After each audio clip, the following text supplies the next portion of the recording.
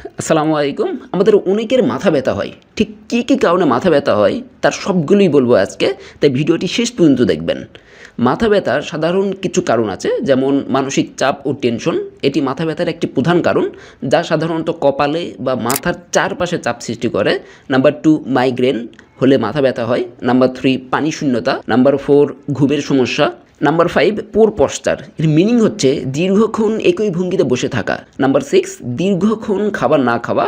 Number 7, আলো বা জোরালো শব্দের কারণে মাথা ব্যথা হয়। নাম্বার 8, চোখের ক্লান্তি, যেমন দীর্ঘক্ষণ মোবাইল, টিভি বা ল্যাপটপ দেখার কারণে। নাম্বার 9, হরমোনাল বা সিরিয়াস মেডিকেল ইস্যু। নাম্বার 10, পরিবেশগত কারণ। নাম্বার 11, ঔষধের পার্শ্ব প্রতিক্রিয়া। এছাড়াও যদি কারো উচ্চ রক্তচাপ, সাইনোসাইটিস, ঘাড় বা মেরুদণ্ডের সমস্যা অথবা ব্রেন টিউমার থাকে, তাহলেও তার মাথা ব্যথা হতে পারে।